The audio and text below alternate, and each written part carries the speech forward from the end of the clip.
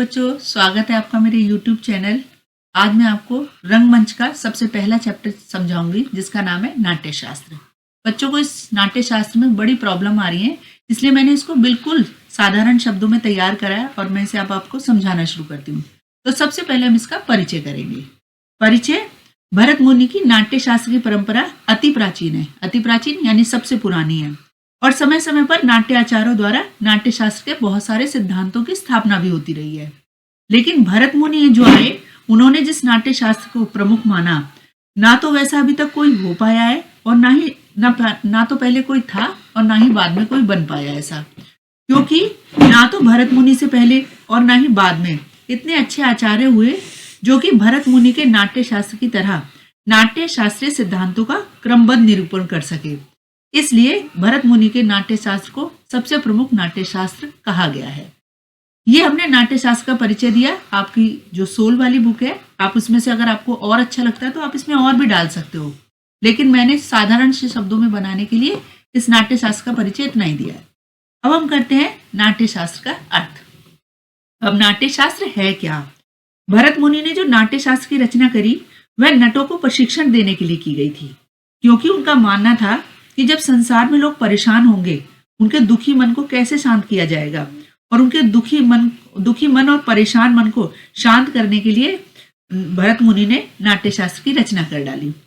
नाट्य शास्त्र की परिभाषा: नाट्य शास्त्र वैसे छोटे से शब्दों में अगर समझाया जाए आपको, तो नटों को प्रशिक्षण देने की एक कला थी। जब लोग परेशान होंगे, जब लोग दुखी होंगे, तो वो अपना मनोरंजन कैसे करेंगे, उनकी इस पीड़ा को कैसे दूर किया जाएगा, उसके लिए भरत मुनि ने नाट्य शास्त्र बनाया था।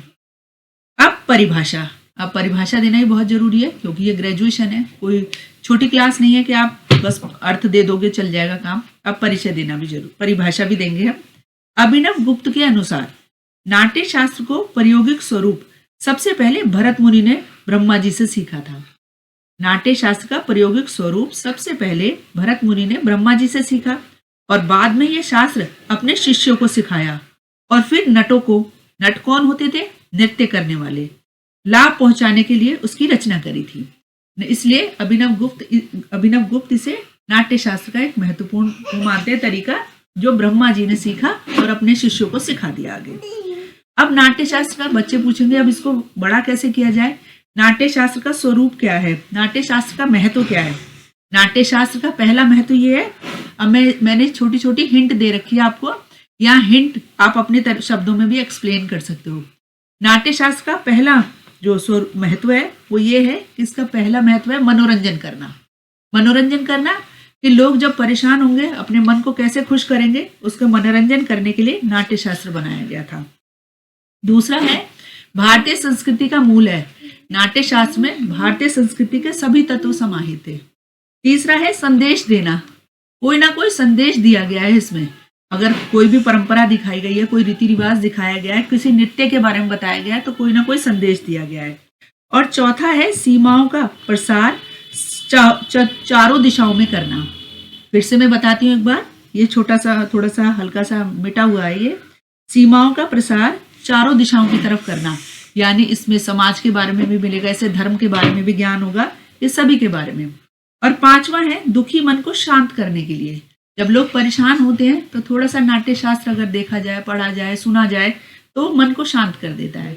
और फिर लास्ट है उद्देश्य तक पहुंचना। जिस उद्देश्य के लिए हम नाट्य शास्त्र कर रहे हैं या जिस उद्देश्य के लिए हमने नाट्य शास्त्र को बनाया है, उस उद्देश्य तक पहुंच जाना।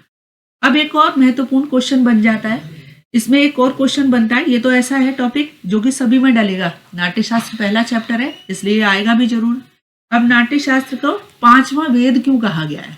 अब आता है पांचवा वेद कहने का कारण क्या है। तो परिचय, अर्थ, परिभाषा और महत्व हमने पहले भी करा है। अब पांचवा वेद इसे इसलिए कहा गया क्योंकि नाट्य शास्त्र को भरत मुनि ने पांचवा वेद कहा है, क्योंकि चार वेद तो ऋग्वेद, यजुर्वेद, सामवेद और अथर्ववेद थे। चार वेद तो आपको पता ही है, आप छठी क्लास से पढ़ते हुए आ रहे हो।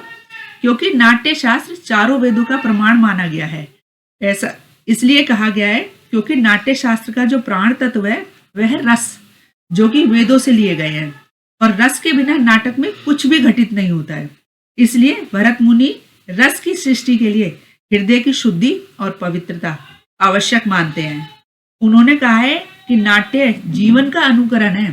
नाट्य कुछ नहीं है जो हमारे जीवन में घटने वाला है या घटेगा, उसका अनुकरण है। और अभिनेता द्वारा सतही यथार्थ को नाट्य में प्रस्तुत करना सब कुछ वेदों के कारण ही संभव हो पाया है, क्योंकि इस भाव, अभिनय, गान आदि तत्व इस वेदों से लिए गए हैं। इसलिए नाट्य शास्त्र को पांचवा वेद कहा है। और कहा किसने? भरत मुनि ने कहा है।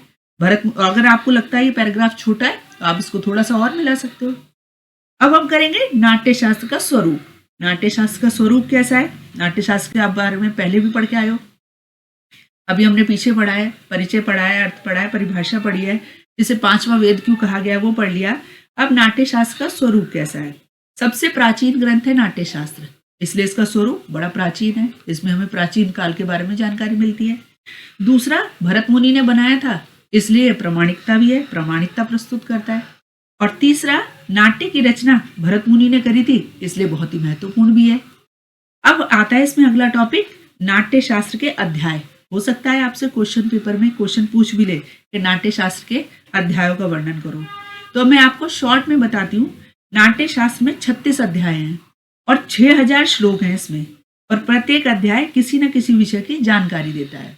हर एक अध्याय कोई ना कोई विषय पर आधारित है और कोई ना कोई विषय की खास जानकारी दे रहा है। उदाहरण के लिए मैं आपको बता देती हूँ, जैसे प्रथम अध्याय। अब आप बुक को रीडिंग करोगे, सोल वाली बुक को, आप अगर इस टॉपिक को पढ़ लेते हो तो आपको और कुछ पढ़ने की जरूरत नहीं है। अगर आप सोल की बुक को रीडिंग करोगे तो पहले वाले अध्याय में क्या बताया है मैं शॉर्ट में बता देती हूँ आपको। पहले अध्याय में नाट्य शास्त्र की उत्पत्ति क्यों की गई, कैसे की गई, किसके लिए की गई, उसकी प्राप्ति के उपाय कौन से थे, भरत मुनि ने इससे देव और दानव दोनों के लिए मंगलकारी कैसे बताया, और उन्होंने इसमें चारों वेदों के बारे में बताया। अब अगर आप इसे पहले अध्याय को बड़ा करना चाहते हो तो इसमें थोड़ा सा चारों वेदों के बारे में बता दो, देव कौन थे, दानव कौन थे, इसके बारे में बता दो, पहला अध्याय पूरा हो जाएगा। दूसरा अध्याय शिल्प, आकार तथा साधनों के बारे में बताता है। तीसरा अध्याय देवताओं की पूजा तथा उनसे प्राप्त होने वाले फल के निरूपण के बारे में बताता है। और चौथा अध्याय भरत मुनि द्वारा अमृत मंथन नाट्य प्रयोगों के देवताओं के सम्मुख प्रस्तुत करने के विषय में बताता है। पांचवा अध्याय इसमें नाट्य प्रदर्शन से पूर्व किए जाने वाले मंगलात्मक यानी अच्छे और मनोरंजनात्मक नादी आदि पूर्व रंग और विविध अंगों का वर्णन किया गया है। इस अध्याय में भरत मुनि रस की चर्चा करते हैं, जैसे श्रृंगार रस, हास्य रस, करुणा रस, रौद्र रस, वीर रस आदि। तो इसी तरीके से 36 के 36 अध्याय में कुछ न कुछ खास बातों का वर्णन किया गया है। तो लास्ट में अब हम कर देंगे निष्कर्ष। उपयुक्त विश्लेषण के आधार पर यह निष्कर्ष निकलता है कि भरत मुनि ने नाट्य शास्त्र की रचना इसलिए करी क्योंकि यह जीवन उपयोगी कला है जो हमारे मन को संतोष ही नहीं प्रदान करती, हमारी चेतना को संस्कार भी प्रदान करती है, इसलिए इसे संपूर्ण कला कहा गया है। तो इतना भी अगर आप समझ लेते हो तो आपका पहला चैप्टर पूरे तरीके से तैयार है, बिल्कुल सिंपल शब्दों में तैयार है, कोई घबराने की जरूरत नहीं है, आप आराम से कर सकते हैं इसे। तो थैंक यू बच्चों।